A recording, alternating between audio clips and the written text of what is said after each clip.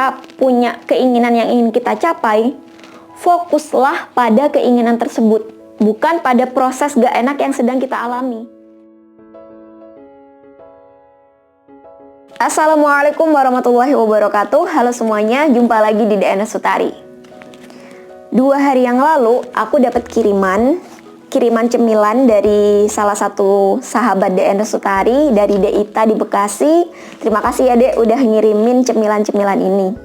Sekaligus cemilan-cemilan ini tuh mengingatkan aku pada peristiwa di masa lalu, di mana peristiwa-peristiwa tersebut adalah proses-proses gak enak dalam hidup aku.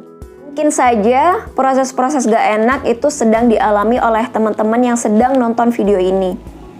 Proses-proses gak enak yang aku maksud itu banyak sekali ragamnya ya. Contohnya nih, sedang terlilit hutang. Atau teman-teman atau adik-adik punya impian yang tinggi, punya impian yang besar, tapi terhalang oleh keadaan. Contohnya, keadaan finansial atau ekonomi, terus orang tua yang tidak suportif, keluarga yang sedang berantakan, atau juga sedang mencari pekerjaan, atau sulit mendapatkan pekerjaan, atau bisa saja sedang kehilangan pekerjaan. Banyak sekali ragam dari proses gak enak ini. Jadi intinya hal-hal yang sulit yang sedang kita hadapi saat ini. Dan izinkan aku cerita sedikit tentang proses gak enak yang pernah aku lalui, dan siapa tahu ada sesuatu yang bisa diambil oleh teman-teman dari kisah yang akan aku ceritain. Waktu aku ngebuka paket kiriman ini, kebetulan kan ada ibu aku. Jadi pas aku ngebuka paketnya, aku kan terkejut gitu ya, karena banyak banget cemilan yang dikirim. Wah Bu, banyak banget nih cemilannya yang dikirim gitu. Terima kasih ya Deita. Nah terus ibu aku bilang kayak gini, kamu tuh sekarang bisa menikmati apa yang tidak kamu nikmati dulu ya. Ibu aku bilang kayak gitu. Terus aku kayak yang, emang apaan gitu. Nah, ibu aku nyambung lagi perkataannya, beliau bilang kayak gini, iya, dulu kan kamu jarang sekali jajan, terutamanya waktu sekolah. Kenapa? Karena waktu aku sekolah dulu, terutamanya saat SMA, aku tuh jarang nyangu, jarang punya uang saku buat jajan di sekolah. Otomatis aku jadi flashback ke peristiwa masa lalu, ke proses-proses gak enak yang pernah aku lalui dulu. Jadi pas sekolah, terutamanya pas SMA waktu itu, keadaan ekonomi keluarga lagi nggak stabil. Dan kalau nggak salah juga waktu itu orang tua punya hutang, tabungan udah mulai menipis, terus kondisi juga udah mulai menua gitu ya. Nah tapi waktu itu aku nggak menyurutkan impian aku tetap mempertahankan impian aku untuk bisa kuliah. Meskipun keadaannya nggak mendukung gitu, keadaan ekonomi terutamanya ya. Nah, tapi waktu itu aku punya tindakan. Aku bilang ke orang tua aku bahwa, Pak, Bu, nanti aku pingin kuliah. Terus SMA-nya aku pingin ke SMA ini, ke salah satu SMA favorit di sekolah aku, di kota aku. Dan teman-teman tahu gitu ya, kalau sekolahnya bagus ya otomatis biayanya juga lumayan gitu kan. Nah, akhirnya aku bikin tindakan gitu atas impian aku. Aku bilang ke orang tua aku pingin masuk ke SMA ini, dan aku tahu biayanya nggak kecil, biayanya cukup besar. Tapi aku janji nanti pas sekolah aku nggak minta uang jajan sama sekali.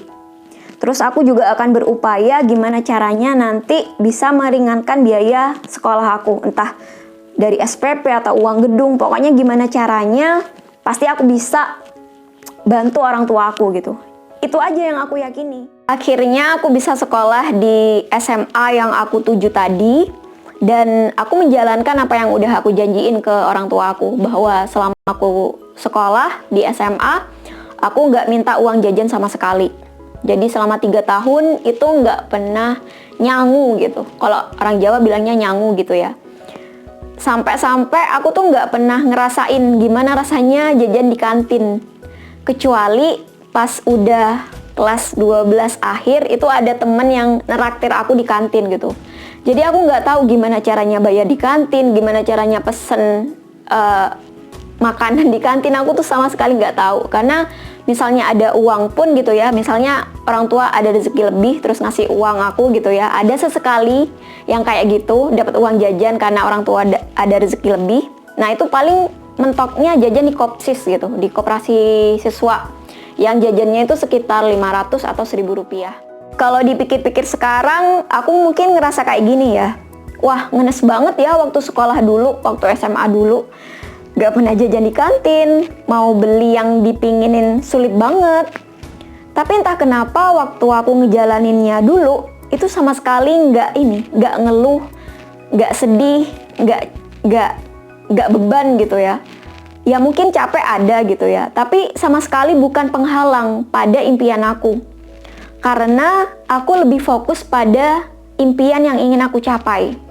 Aku belum kenal The Law of Attraction, aku belum baca buku ini, tapi di buku ini tuh disebutin bahwa kalau kita punya impian, kita punya keinginan yang ingin kita capai, fokuslah pada keinginan tersebut, bukan pada proses gak enak yang sedang kita alami. Nah, proses-proses gak enak yang kita alami ya udah, telan aja, jalanin aja, lakuin aja. Aku fokus pada impian aku bahwa nanti aku pingin kuliah, aku pingin jadi sukses, aku pingin mengubah keadaan keluarga aku, kayak gitu. Jadi fokusnya pada impian. Nah, karena kita fokus pada impian, jadi seperti The Law of Attraction bilang, maka kita akan menarik hal-hal yang bikin kita semakin dekat dengan impian kita.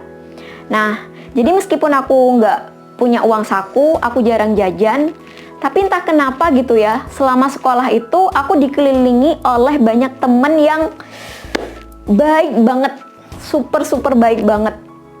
Dan mereka sangat suportif gitu. Circle pertemanan yang sangat positif, dan itu membuat aku semakin bersemangat untuk meraih impian aku. Dan kebetulan juga aku punya teman sebangku yang punya background yang sama kayak aku. Kita sama-sama dari ekonomi lemah. Ya akhirnya kita fokus pada impian kita bahwa nanti kalau pingin kuliah harus ngejar ranking paralel 1, 2, 3 supaya dapat beasiswa bidik misi. Dulu guru aku pernah bilang bahwa kalau pingin beasiswa bidik misi, pingin bebas biaya kuliah, kalian harus bisa ada di posisi ranking paralel 1, 2, 3. Nah akhirnya fokuslah pada itu gitu. Fokus untuk gimana caranya bisa mencapai ranking 1, 2, 3 paralel. Dan kebetulan juga di sekolah aku, bagi yang dapat ranking paralel 1, 2, 3, maka dia akan bebas biaya SPP. Nah, jadi kayak double-double gitu ya. Kalau kita bisa dapat posisi itu, maka kita bisa mengajukan beasiswa untuk bebas kuliah. Mengajukan beasiswa supaya bebas biaya kuliah, sama kita nanti dapat keuntungan bebas biaya SPP. And finally, proses-proses yang gak enak yang aku ceritain tadi itu bisa membentuk karakter atau pribadi aku yang sekarang. Dan itu juga salah satu perjalanan aku bisa sampai pada titik yang sekarang ini. Jadi poin yang aku pingin share kali ini itu adalah, jika teman-teman sekarang ada di posisi gak enak, di posisi sulit, di keadaan yang serba kekurangan, nikmatin aja, jalanin aja, telan aja prosesnya. Tapi fokusnya tetap pada impian yang pingin teman-teman capai. Fokus kita, pikiran kita, hati kita tetap pada impian kita gitu. Masalah proses nggak enak ya udah jalanin aja, terima aja. Contohnya kayak yang aku ceritain tadi gitu ya. Waktu aku fokus pada impian aku pingin kuliah, tapi keadaannya tidak mendukung gitu ya. Kayak misalnya ekonomi sedang kekurangan, ya udah jalanin. Apa yang bisa aku jalanin? Misalnya nggak usah punya uang saku. Oke, nggak punya uang saku. Mungkin dengan begitu aku bisa berlatih untuk banyak berpuasa. Nah, berpuasa bisa bikin badan sehat, dan insya Allah doa orang yang berpuasa itu akan diijabah oleh Allah. Cari aja sisi positif dari kekurangan yang kita hadapi saat ini. Karena proses nggak enak, proses-proses sulit yang bisa kita hadapi gitu ya, itu akan membentuk karakter kita menjadi orang yang lebih tangguh. Jadi, untuk meraih impian dalam keadaan sulit, caranya adalah tetap fokuskan hati dan pikiran kita pada impian. Sedangkan masa-masa sulit, keadaan-keadaan sulit, jangan dijadikan beban hati dan pikiran, cukup jalani saja. Nah, kalau kita fokus pada impian, kita memikirkan tentang masa depan yang indah-indah, maka kemudahan-kemudahan itu akan datang kepada kita dengan sendirinya, dalam berbagai macam bentuk. Salah satu hikmah dari proses nggak enak, proses-proses sulit yang pernah kita alami, itu membuat kita itu insya Allah jadi nggak jumawa, terhadap apa yang kita raih saat ini. Nah, orang yang terbiasa hidup sulit, yang pernah mengalami hidup sulit, itu bakal punya empati yang lebih besar gitu ya. Saat kita ada di posisi atas, di posisi yang lebih baik daripada orang lain, kita jadi nggak sombong, kita jadi nggak ngerendahin orang lain gitu ya. Karena kita sadar kita pernah ada di posisi tersebut. Kita sadar, kita ngerasain gimana nggak enaknya berada di posisi tersebut gitu. Dan aku juga yakin banyak sekali orang sukses di luar sana yang pernah ngalamin proses sulit dalam hidupnya, proses-proses nggak enak dalam hidupnya. Nah, salah satu yang aku ikutin itu adalah penulis rintik seduh atau Sana. Nah, buat teman-teman yang masih muda, adik-adik ini mungkin kenal gitu ya dengan Sana. Nah, dia tuh pernah posting gitu ya di Instagramnya tentang proses nggak enak yang pernah dia laluin. Bahwa dia harus kayak ini, makan berdua sama adiknya, terus pingin apa-apa juga sulit gitu ya, karena kondisi ekonomi juga kurang gitu. Nah, sampai akhirnya sekarang dia ada di posisi jadi podcastnya dia selalu nomor 1 di Spotify. Dia juga jadi salah satu penulis yang sukses gitu ya di usia muda, dan itu semua karena dia udah berhasil melalui proses-proses gak enak dalam hidup dia. Dan salah satu kalimat favorit dari yang Sana pernah posting di Instagramnya, nanti teman-teman bisa cek sendiri di Instagramnya Sana @ntsana. Nah, dia pernah nulis kayak gini, intinya orang gak akan tahu apa yang bentuk kita sampai hari ini, dan bentuk kehancuran kita sekalipun juga anugerah besar yang kadang suka kita salah artiin.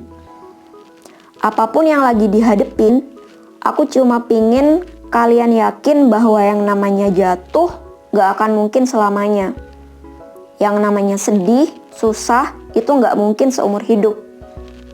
Kalau percaya sama yang namanya mimpi dan besar usaha sebesar keyakinan sama mimpi kita, yang pahit ini pasti berlalu. Fokus pada impian, fokus pada goal yang ingin dicapai, masalah proses gak enak, posisi sulit, atau kekurangan yang sedang kita hadapi saat ini, nikmatin aja. Karena proses gak enak itu gak akan terus selamanya. Proses pahit itu bakal kita lalui dan bakal ngebentuk pribadi kita yang lebih tangguh di masa depan. Itu aja yang bisa aku share di video kali ini. Dan insya Allah next aku bakal ngebahas tentang buku ini, The Secret, buku yang ngebahas tentang Law of Attraction, dan juga mengingatkan kita pada pentingnya fokus pada impian kita, bukan fokus pada hal-hal nggak enak yang sedang kita hadapi. Nah, insya Allah next ya kita bakal ngebahas tentang hal ini. Dan cukup sekian video kali ini. Terima kasih yang sudah menyimak, dan juga terima kasih buat Dek Ita yang udah ngirim cemilannya dan udah bikin aku terinspirasi untuk bikin ide konten video kali ini. Semoga terus laris manis dagangannya, berkah terus rezekinya, dan jangan lupa buat teman-teman yang pingin cemilan kayak gini bisa langsung pesen di @tokocemilan.kita di Instagram. Oke, sekali lagi terima kasih. Sampai jumpa lagi di video-video yang selanjutnya insyaallah. Wassalamualaikum warahmatullahi wabarakatuh. Bye-bye.